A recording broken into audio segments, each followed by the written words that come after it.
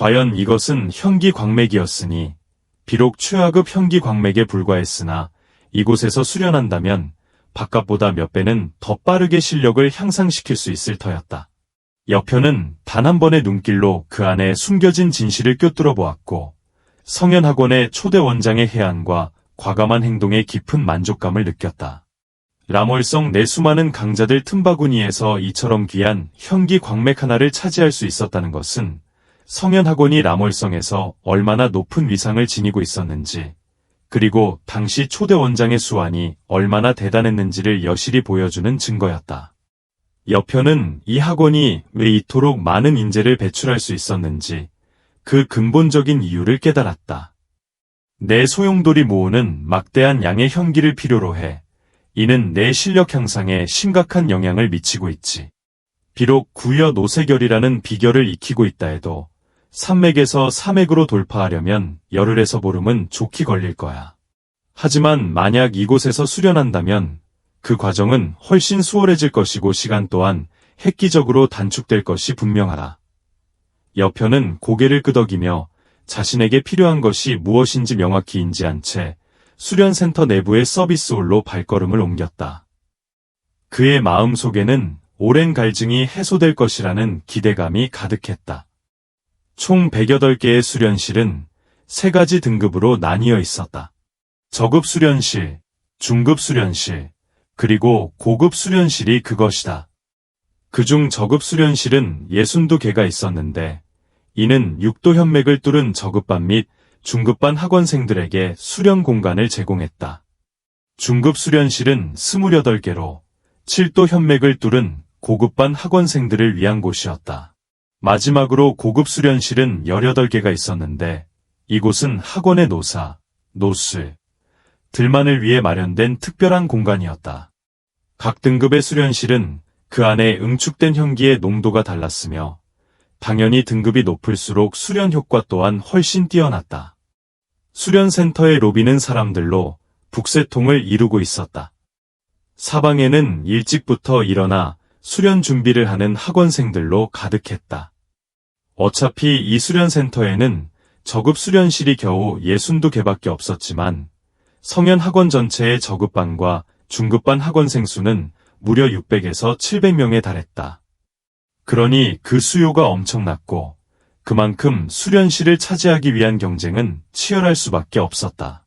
마치 귀한 보물을 차지하려는 듯 모두의 얼굴에는 간절함과 약간의 조바심이 섞여 있었다. 길게 늘어선 학원생들의 줄을 바라보며 여편의 마음은 마치 100여 년 전 과거로 돌아간 듯했다. 그때의 자신 또한 이들처럼 고통을 감내하며 강자가 되기 위한 길을 묵묵히 걸어왔었다.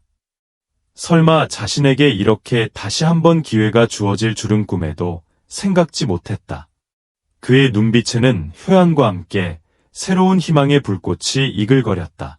이 모든 것이 마치 기적처럼 느껴졌다.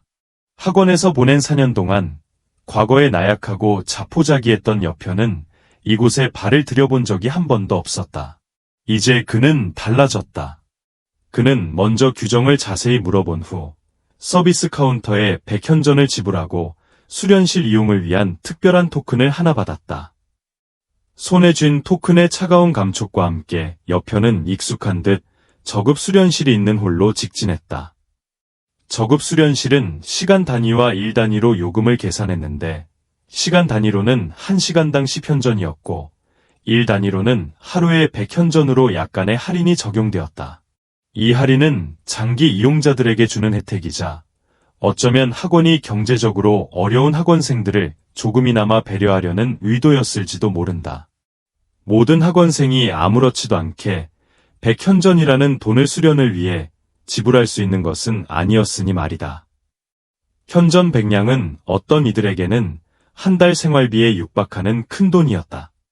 여편이 저급 수련실이 있는 대강당 안으로 들어섰을 때 이미 적지 않은 사람들이 초조하게 서서 기다리고 있었다. 수련실 문 앞에서 들려오는 불평과 한숨 소리가 홀을 가득 메웠다. 젠장, 오늘 나름 일찍 왔다고 생각했는데 설마 수련실 하나 못 차지할 줄이야. 한 학원생이 얼굴을 잔뜩 찌푸리며 투덜거렸다. 기말고사가 한 달도 채 남지 않았으니 지금 모든 학원생들이 필사적으로 수련에 매달리고 있는 거지. 다음번에는 더 일찍 와야겠어. 다른 학원생이 고개를 끄덕이며 공감했다. 그들의 눈빛에는 강해지고자 하는 뜨거운 열망과 현실의 벽에 부딪힌 좌절감이 교차했다. 너무 걱정하지 마. 여기 거지 같은 놈들은 1시간밖에 수련 못하는 녀석들이 많잖아. 우리 여기서 조금만 기다리면 금방 차례가 올 거야. 한 무리의 학원생들이 비웃듯이 말하며 위로를 건넸다. 하긴 맞는 말이야. 설령 대강당에 서 있다 하더라도 이 수련센터 안의 현기 농도는 바깥보다 훨씬 짙으니까 차례를 기다리며 지루함을 느낀 적지 않은 사람들이 서로 대화를 나누기 시작했다. 사실 일부 학원생들은 집이 가난해서 현전이 없었기 때문에 수련실을 빌릴 엄두도 내지 못하고 그저 이 대강당에 앉아 잔류하는 현기라도 흡수하려 애쓰는 중이었다. 그들의 모습은 더욱 비참해 보였다. 여편은 무엇라 말해야 할지 알 수 없었다. 그는 수련실에 이토록 많은 사람들이 몰려있을 줄은 정말 예상치 못했고 이는 그의 계산에서 완전히 벗어난 일이었다. 이거 정말 예상 밖의 상황이군. 그런데 문득 그의 눈길을 사로잡는 이상한 광경이 있었다. 분명히 몇 개의 수련실이 비어있는데 아무도 그 안으로 들어가지 않고 있었다. 이게 대체 무슨 일이지? 여편의 미간이 살짝 찌푸려졌다. 여편이 의문을 품고 앞으로 발걸음을 내딛는 순간 그림자처럼 한 인물이 그의 앞을 불쑥 가로막았다.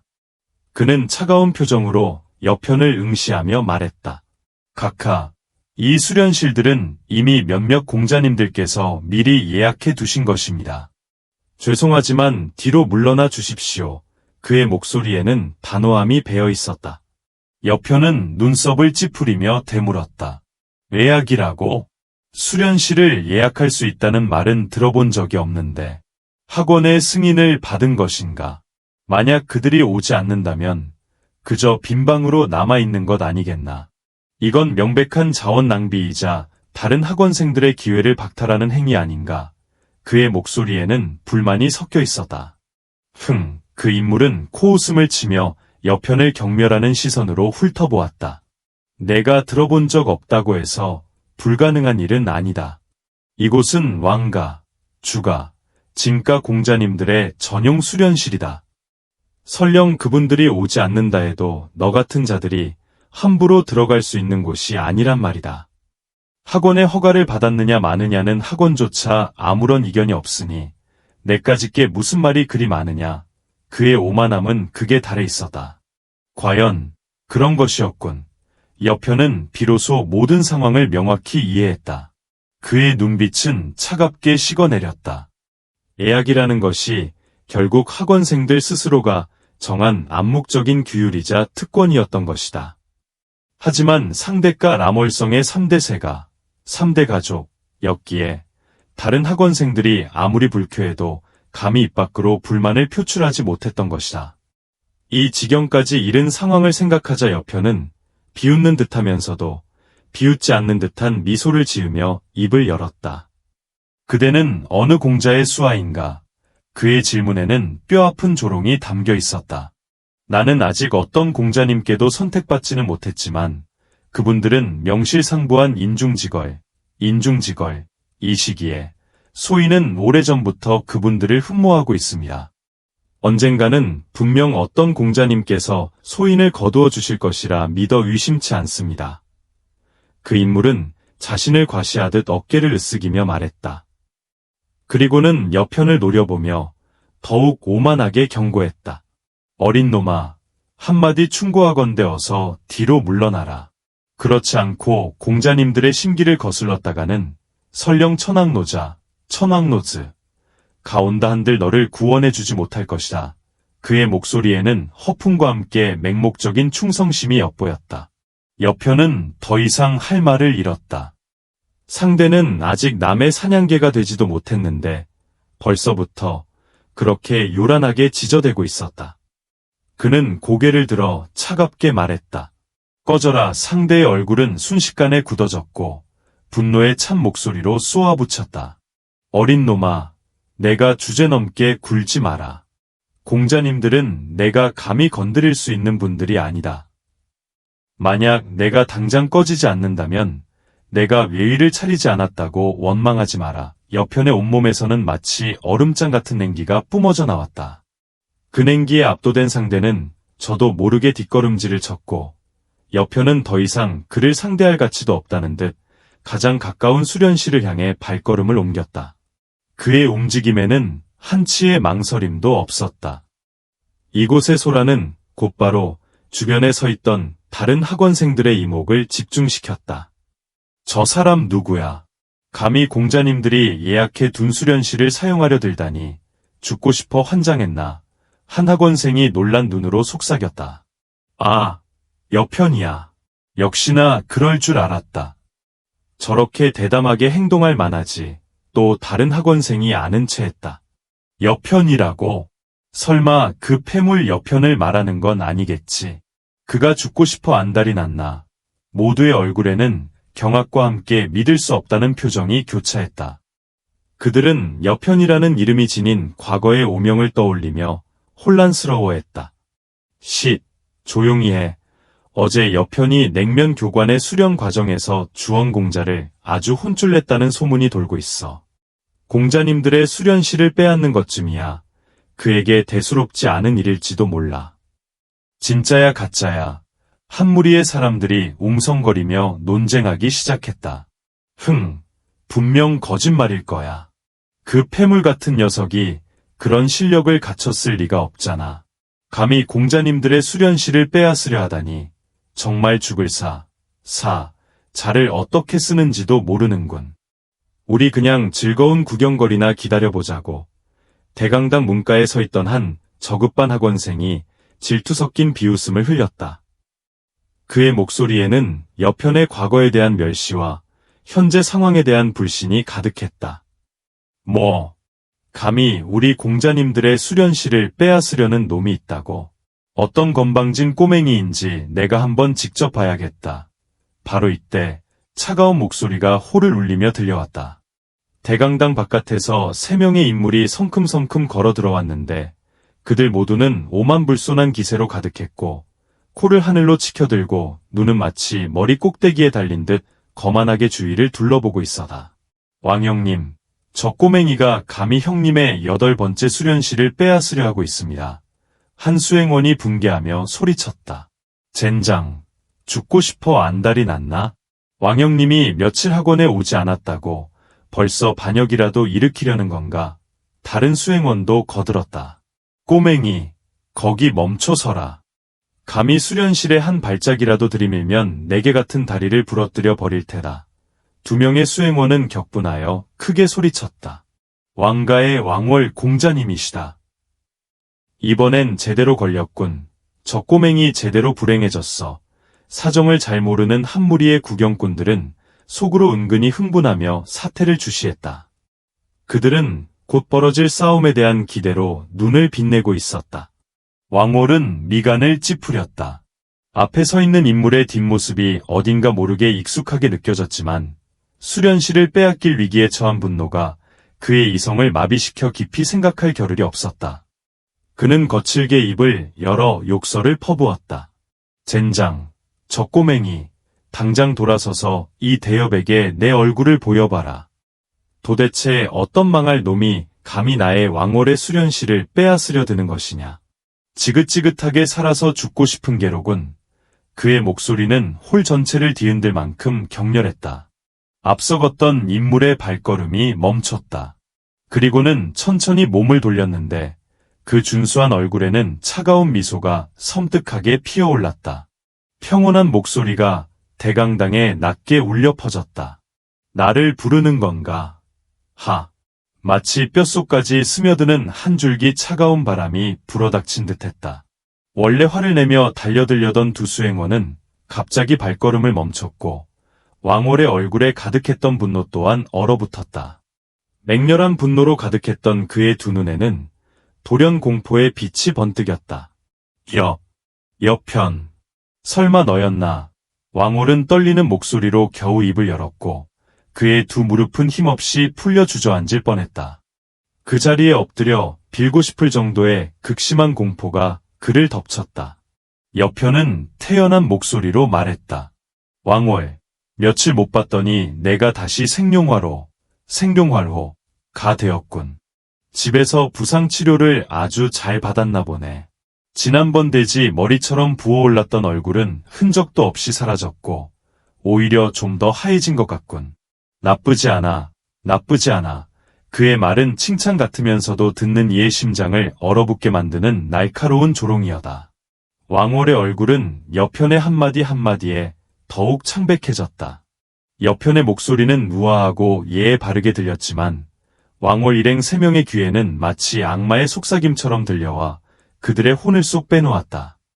며칠 전 훈련실에서 겪었던 일은 지금도 그들의 머릿속을 맴도는 악몽과 같았다. 설마 몸을 추스르고 학교로 돌아오자마자 이 살벌한 존재를 또다시 만나게 될 줄이야. 하늘이 정말 나와 원수라도 졌단 말인가.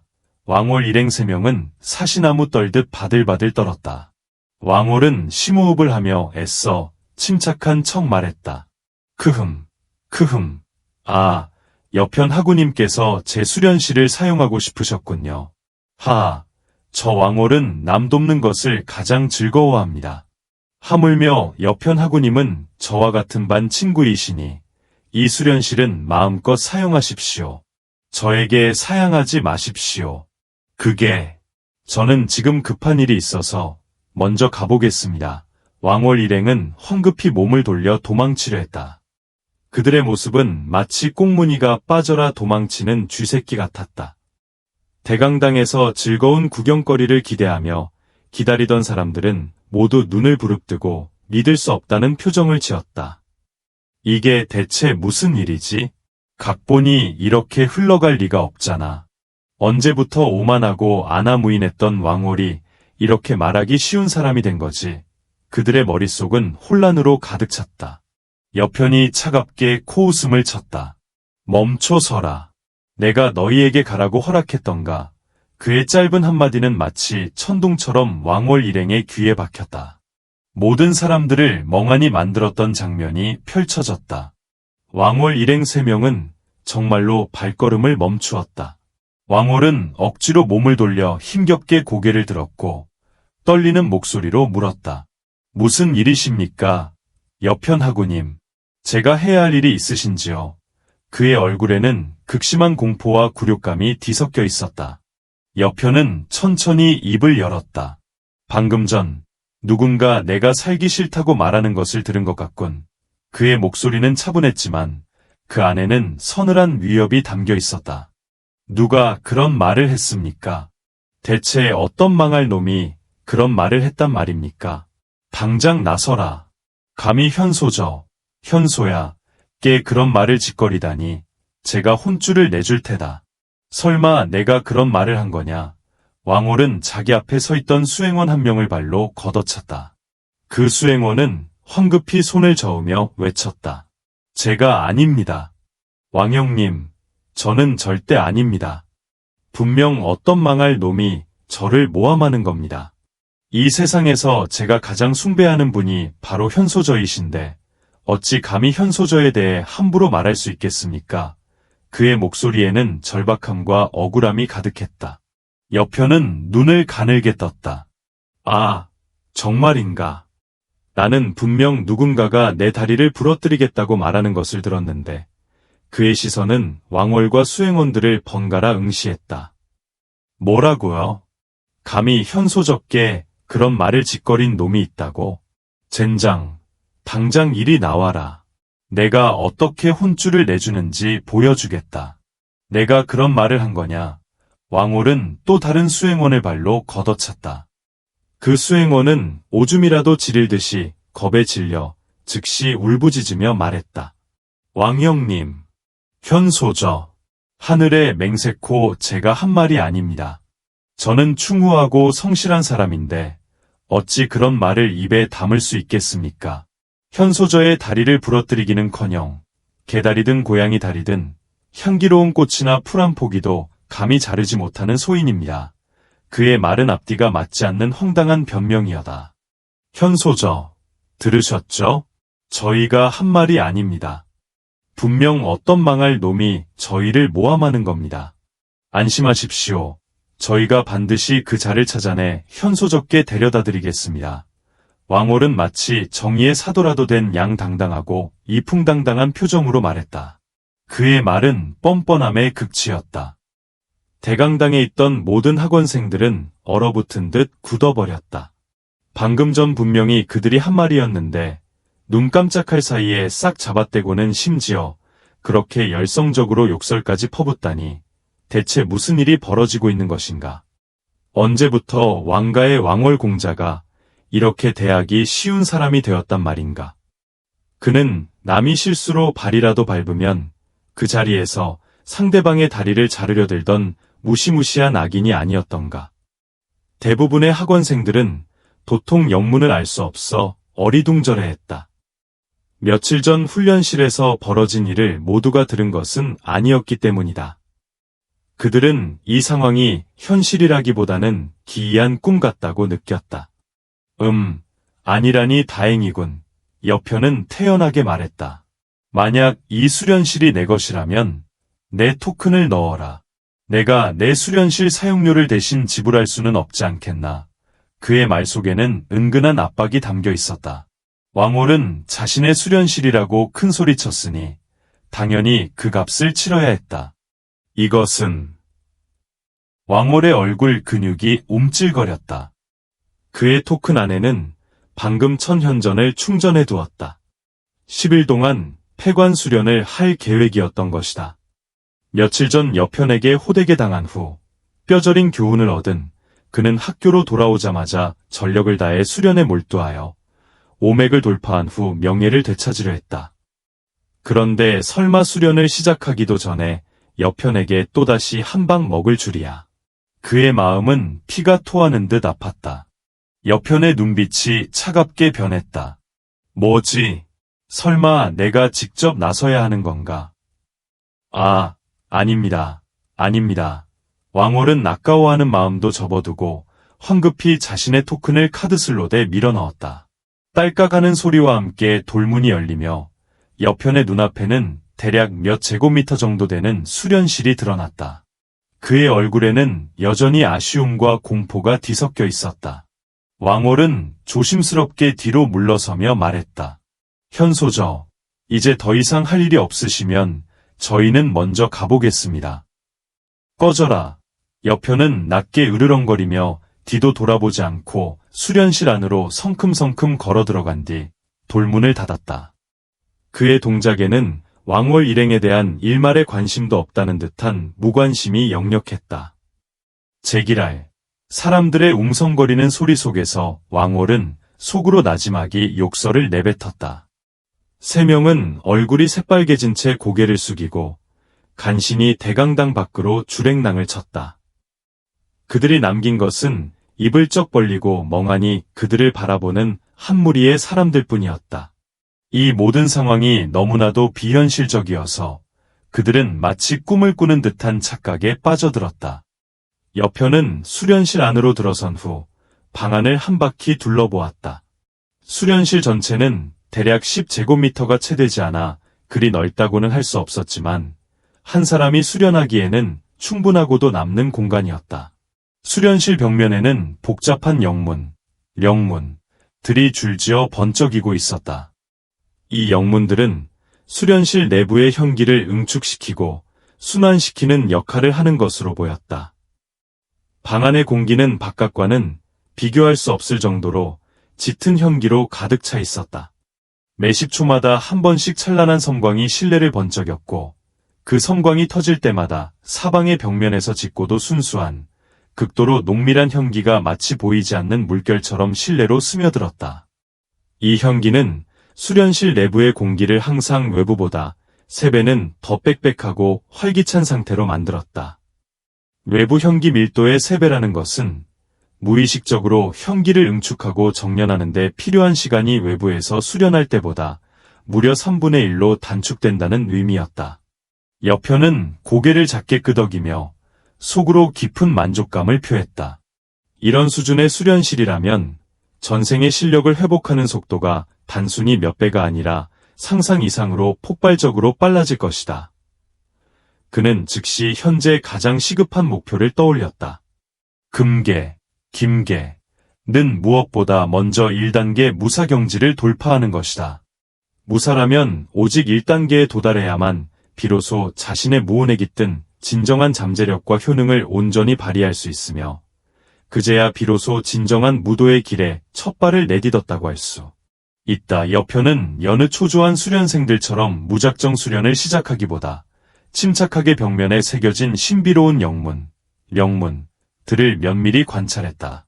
거의 눈 깜짝할 만한 찰나의 순간 여편은 입가에 은은한 미소를 머금었다. 역시 예상대로 2급 진명진, 출영진이었군. 이 진법은 지하 깊숙이 흐르는 현맥에서 현기를 효율적으로 끌어올려 수련실 내부의 현기 농도를 언제나 최적에 필요한 수준으로 보장해주는 방식이다. 결국 중급 및 고급 수련실과 이곳 초급 수련실의 본질적인 차이는 바로 이 진명진의 현기 진명 강도에 달려있는 셈이지. 전생에서 진법, 수련의 대가였던 여편의 경험과 지식은 그에게 그 어떤 어려움도 허용치 않았다. 그는 단 한 번의 흘긋거림과 몇 번의 분석만으로 벽에 새겨진 영문이 숨겨진 비밀을 완벽하게 간파해낼 수 있었다. 그는 망설임 없이 손을 들어 저물개지에서 몇 가지 희귀하고 신비로운 재료들을 신속하게 꺼냈다. 그러고는 재료들을 섞어 순식간에 정체를 알 수 없는 오묘한 빛깔의 약액을 조제해냈다. 이윽고 그의 오른손에는 영롱한 은색 광채를 발하는 영문필이 마치 보석처럼 나타났고 그는 붓끝을 조심스레 약액에 담갔다. 이내 오른손은 마치 용이 구름을 타고 오르고 봉황이 춤추는 듯한 자유롭고도 힘찬 기세로 벽면에 몇 가닥의 획을 덧그렸다. 여편의 분놀림은 그야말로 신들린 듯 정교하고 한치의 흐트러짐 없이 빈틈없었으며 숨막히게 아름답고 섬세했다. 단 몇 번의 가벼운 필치만으로 벽에 새겨진 복잡한 영문은 완벽하게 변화되었으니 이는 마치 하늘에서 강림한 신필이 아니고서야 불가능한 일이었다. 쾅! 여편이 마지막 획을 완성하는 순간 실내를 가득 채우고 있던 현기는 마치 거대한 파도가 일렁이듯 더욱 격렬하게 요동치기 시작했다. 원래 외부의 3배 수준이던 현기 농도는 순식간에 폭발적으로 증가했다. 4배, 5배, 6배. 그 상승세는 멈출 줄 모르고 계속 치솟아 마침내 외부의 무려 8배에 달하는 경이로운 수준에 이르러서야 비로소 안정되었다. 이 정도면 충분하고도 남는군. 여편은 깊은 만족감에 고개를 끄덕였다. 현재의 나처럼 산맥, 무사 단계에 있는 자에게는 8배의 현기 농도가 최적이다. 이 이상으로 끌어올린다 한들 수련 효율이 크게 높아지는 것도 아니며 오히려 귀한 현기를 낭비할 뿐이다. 만약 성현학원 내부의 노련한 사부들과 외부에서 명망 높은 진문, 대가들이 이 광경을 직접 목격했다면 그들은 틀림없이 경악하여 눈알이 튀어나올 정도로 충격을 받았을 것이다. 단 몇 가닥의 간단한 분놀림만으로 2급 진명진이 끌어올리던 현기의 농도를 3배에서 8배로 껑충 끌어올리다니 이러한 진법 재주는 실로 인간의 범주를 넘어선 비범하고 강력한 경지라 할 수 있어다. 알아야 할 사실은 이 수련센터가 처음 건설돼 당시 성현학원의 초대 원장이 무려 막대한 대가를 아낌없이 치르며 왕성의 이름난 진문대가를 직접 초빙하여 지금 눈앞에 이 복잡한 진명진을 어렵사리 구축했다는 점이다. 당시 고급 수련실 하나를 만드는 비용은 저급 수련실 20개를 짓는 비용보다도 비쌌는데 오늘 여편은 단 몇 번의 붓질만으로 저급 수련실의 진문 수준을 감히 고급 수련실의 경지로 격상시킨 것이다. 만약 이 경천동지 할 소식이 외부에 조금이라도 알려진다면 아마도 이미 고인이 된 그 진문 대가마저도 경악의 무덤을 박차고 벌떡 살아나 이내 두부 한 덩이를 찾아 자신의 머리를 찌으며 다시 죽으려 할 지경이었을 것이다. 여편은 지체하지 않고 수련실 바닥에 양다리를 단정하게 꼬고 앉아 결과부좌 자세를 취했다. 그리고는 품속에서 어젯밤 봉유에 가 건네주었던 응현단 하나를 꺼내어 조심스럽게 입에 넣고 삼켰다. 응맥기는 무사에게 있어 가장 근본적인 토대를 다지는 중요한 시기이다. 이 모든 과정은 무사가 현기의 생성 원리와 그것이 몸속에서 어떻게 운행되는지를 몸으로 직접 체득하며 익히는 특별한 성장 기간이다. 이론적으로는 이 시기에 어떤 종류의 단약을 복용하더라도 미래의 무사 토대 형성에 미묘하지만 부정적인 영향을 미칠 수 있다고 알려져 있다. 그러나 여편이 이 응연단을 사용한 것은 자신의 실력을 단순히 빠르게 증강시키기 위함이 결코 아니었다. 그의 의식적인 재촉 아래 응연단의 약효는 마치 물처럼 빠르게 몸속으로 퍼져나가며 극도로 순수하고 응축된 현기로 변모했다.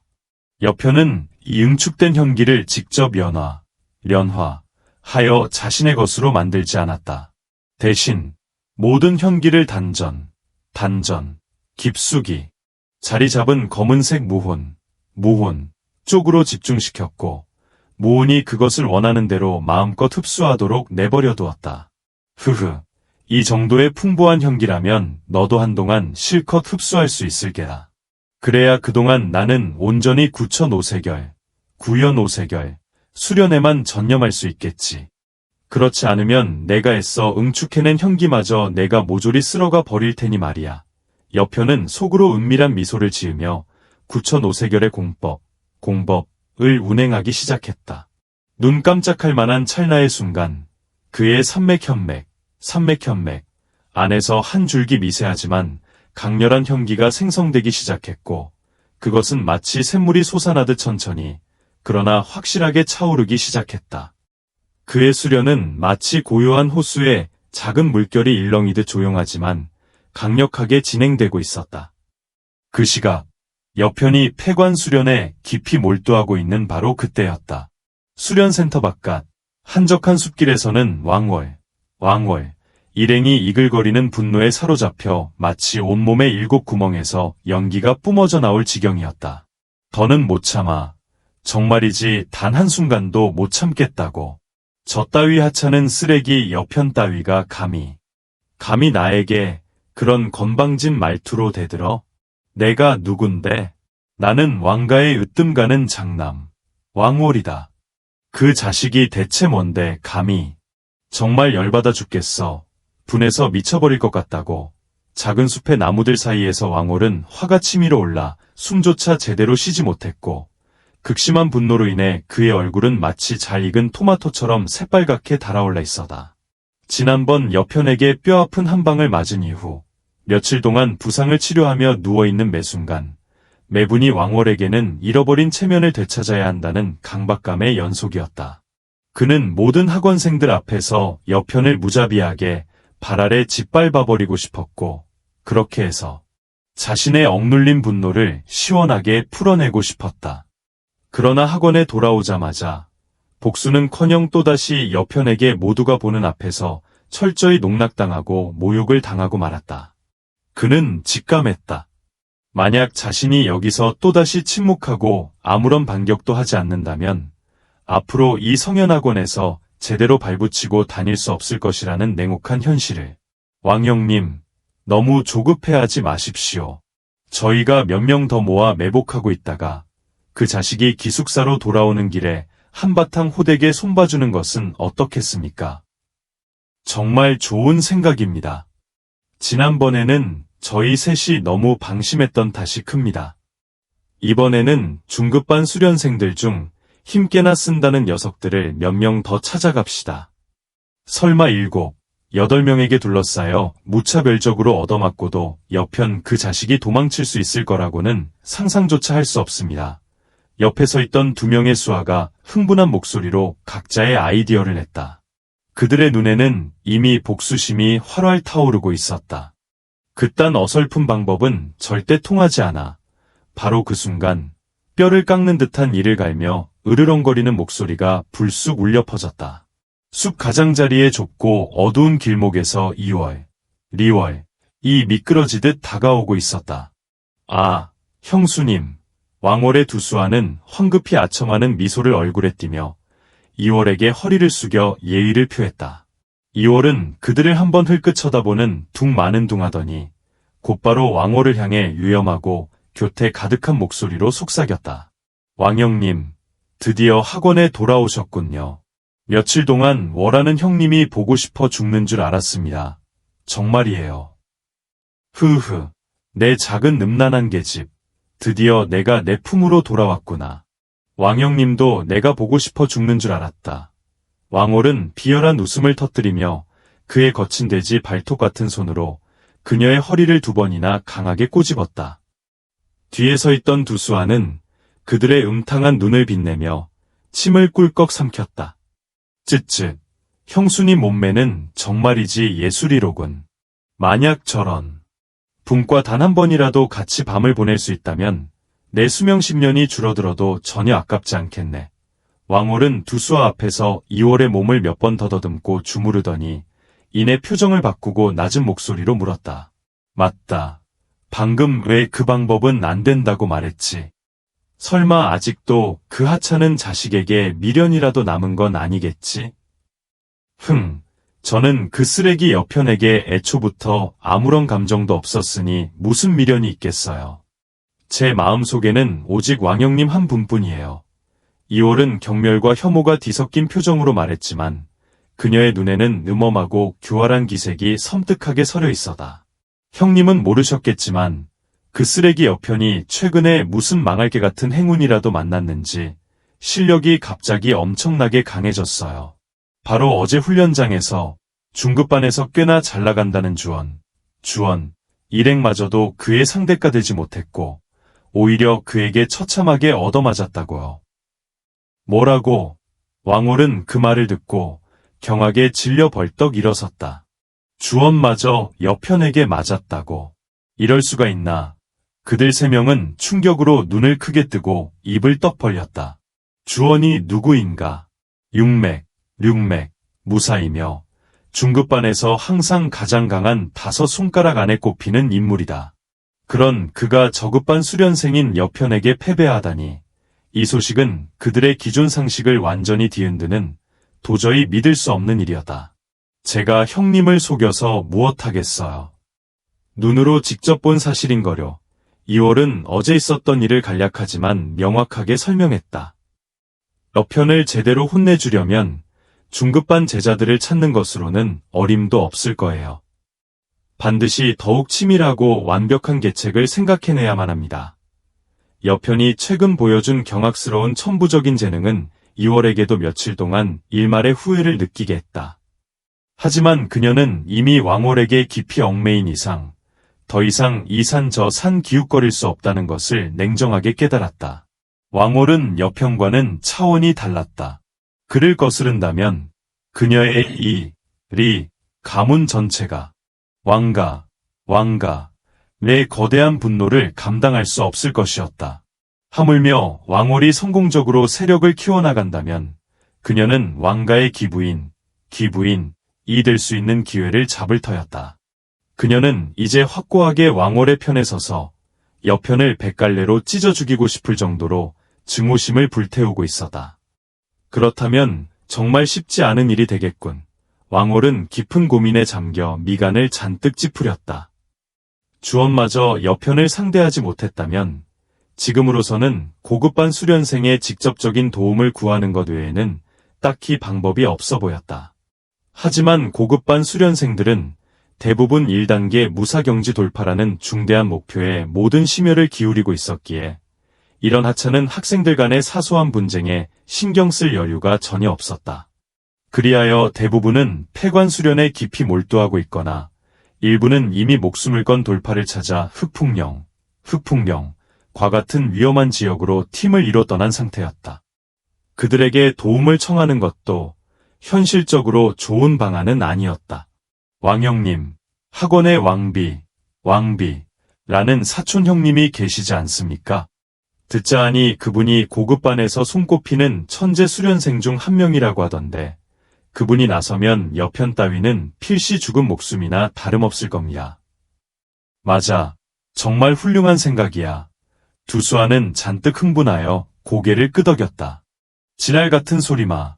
왕월의 안색은 더욱더 어둡고 음침하게 변했다. 나와 왕비는 모두 왕가, 왜 적자, 이며 장차 왕가의 권력을 놓고 치열하게 다툴 숙명의 라이벌 관계다. 만약 그 자식에게 내가 고작 하찮은 쓰레기 하나조차 제대로 처리하지 못한다는 사실이 알려진다면 비웃음거리가 되는 것은 물론이고 그 소식이 가문에까지 들어가기라도 한다면 나 왕홀은 앞으로 가문 내에서 단 한 발짝도 제대로 내디딜 생각조차 할 수 없을 것이다. 왕형님, 그럼 저희가 밖으로 나가 강력한 무사들을 고용해서 그 자식을 처리하는 건 어떻겠습니까?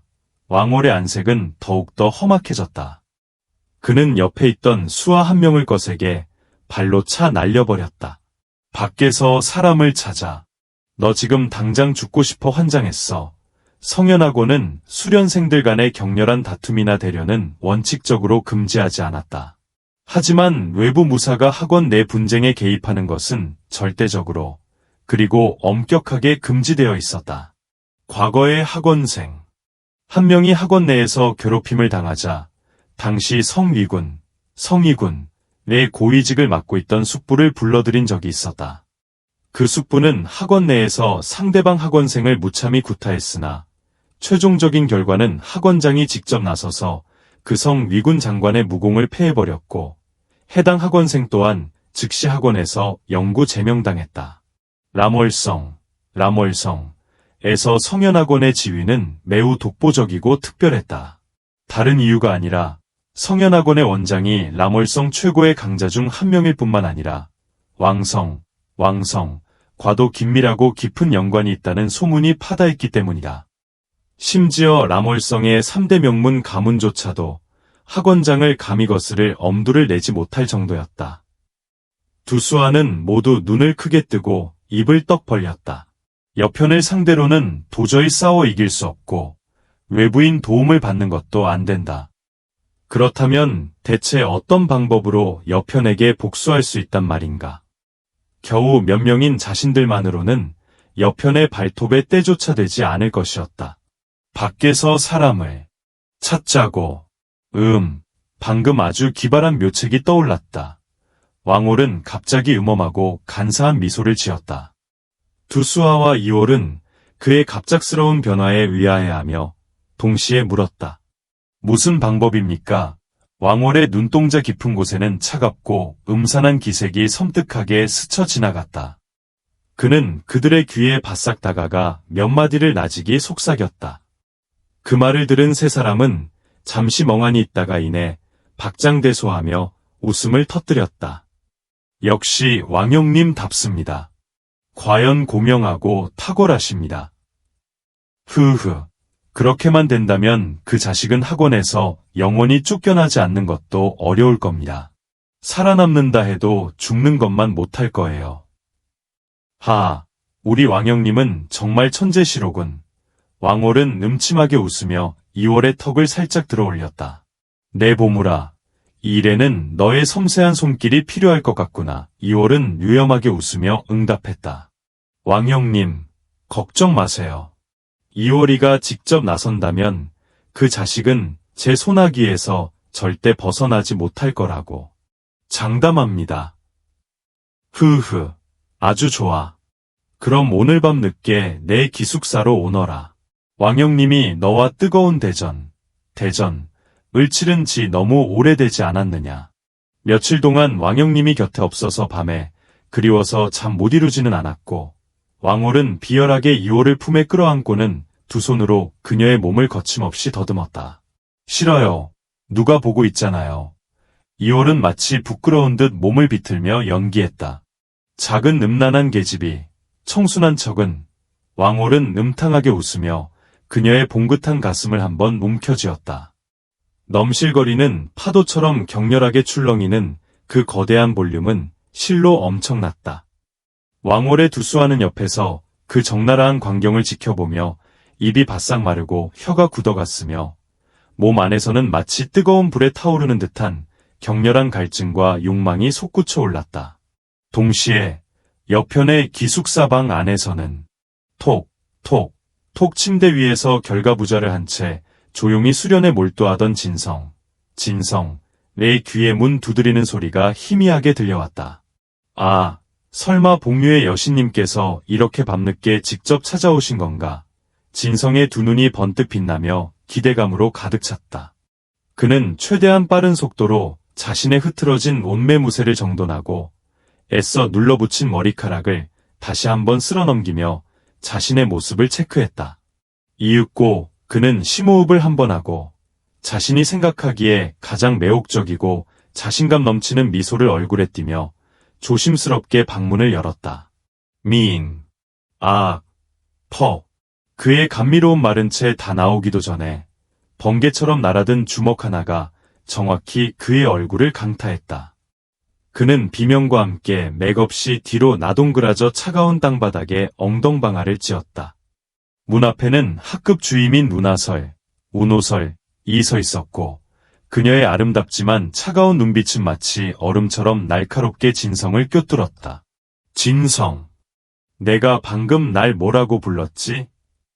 크흠, 운사부님. 어째서 당신이... 진성은 엉망이 된 몸을 간신히 일으키며 공포에 질려 새파랗게 변한 얼굴로 다리를 후들거렸다. 그리고는 황급히 손을 저으며 더듬거렸다. 뭐라고 불렀다는 겁니까? 이상하네요. 저는 아직 한마디도 하지 않았는데. 분명 사부님께서 잘못 들으셨을 겁니다.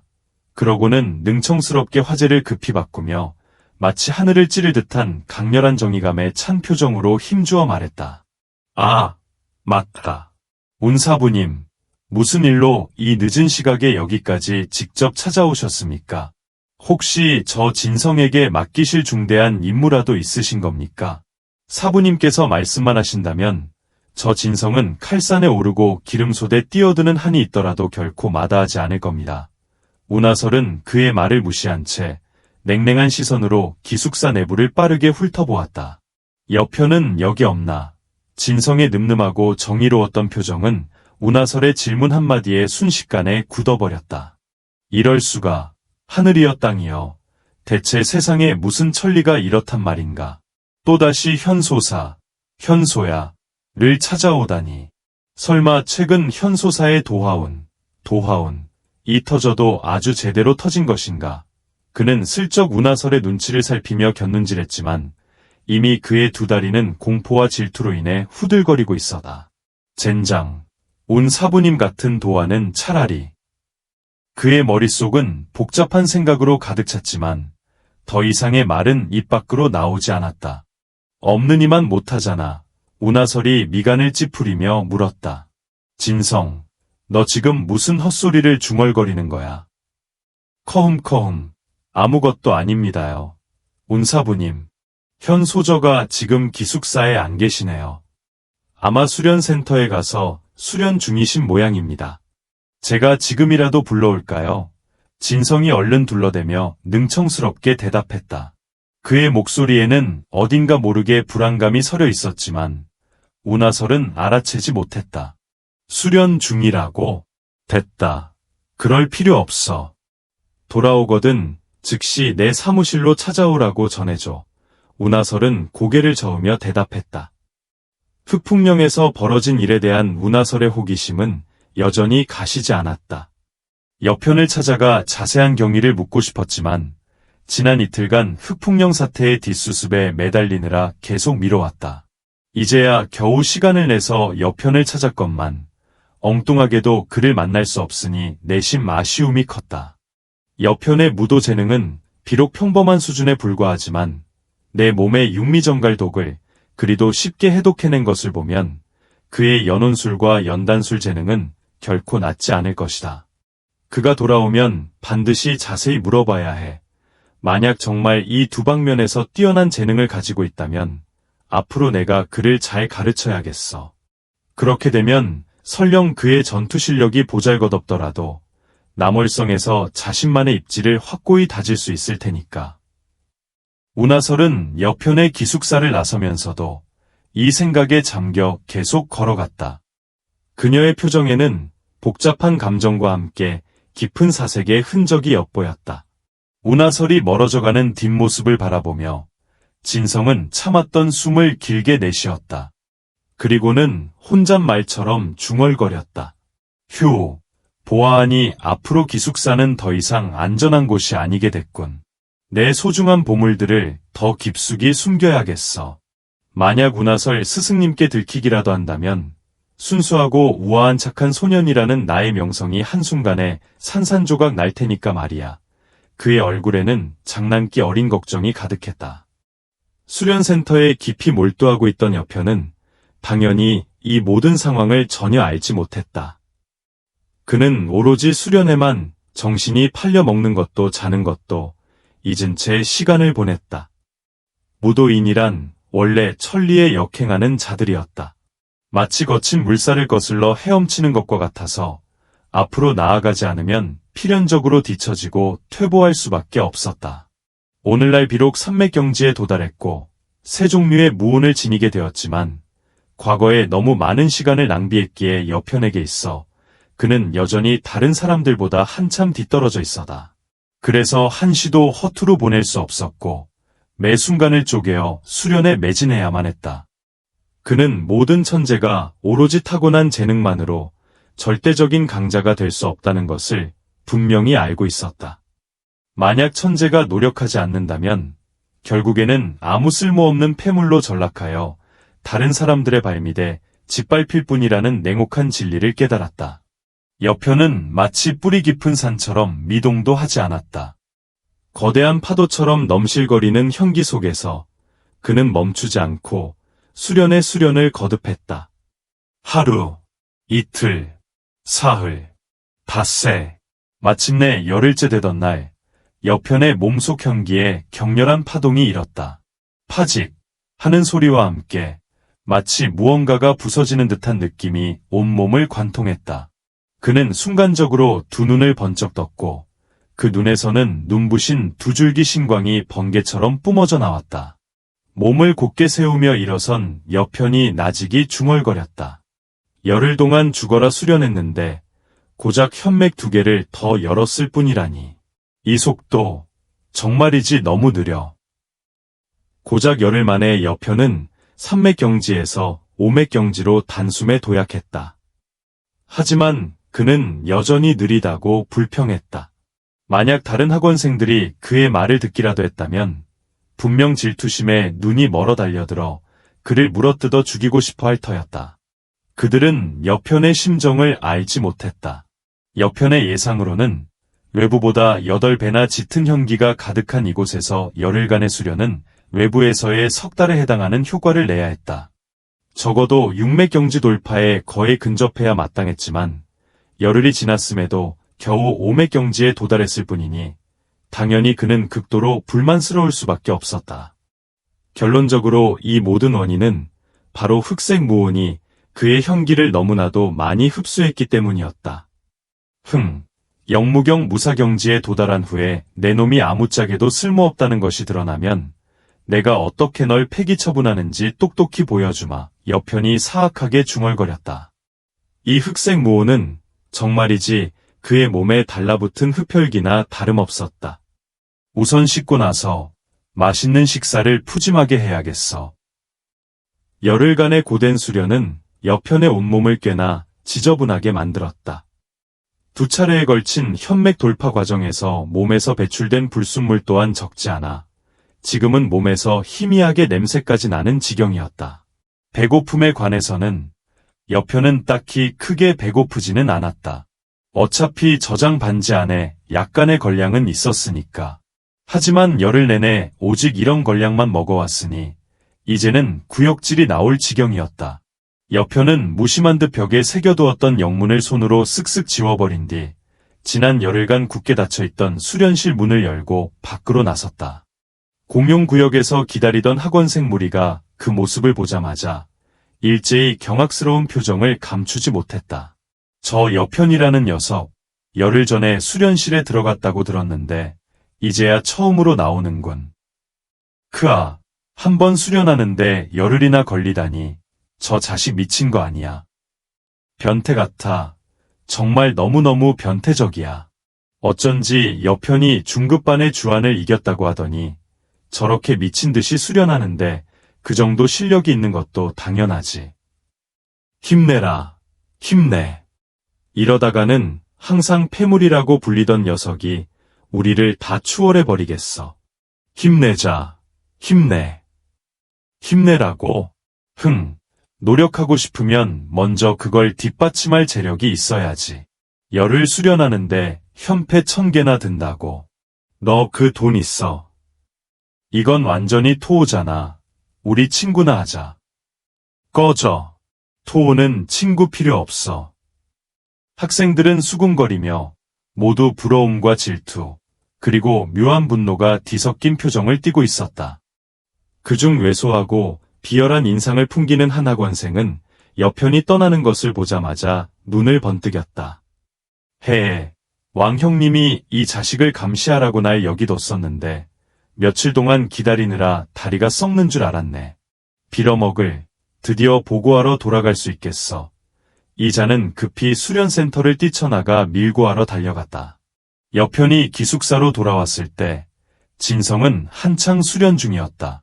여편이 돌아온 것을 보자마자 진성은 눈을 휘둥그레 뜨며 깜짝 놀라 말했다. 현소저, 수련하러 가신 거 아니었습니까? 어째서 가자마자 열흘 동안이나 사라지셨던 겁니까? 게다가 그 모습은 마치 빈민가에서 뛰쳐나온 사람 같지 않습니까? 여편은 그의 말에 개의치 않고 화장실로 들어가 샤워를 했다. 그리고 깨끗한 옷으로 갈아입은 후에야 밖으로 나왔다. 그가 화장실에서 나오자마자 갑자기 강한 기풍이 그의 정면으로 휩쓸고 지나갔다. 검은 그림자가 번개처럼 그의 가슴을 향해 맹렬히 돌진했다. 현소저, 받아라. 놀랍게도 진성이었다.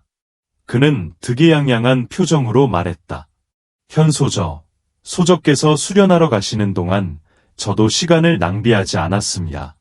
이 열흘 동안 저도 드디어 오맥경지에 돌파했습니다요. 저 진가, 삼소저, 진성은 정말 천재가 분명합니다. 이제부터 천재 진가 삼소저인 저의 실력을 한번 보여드리겠습니다요.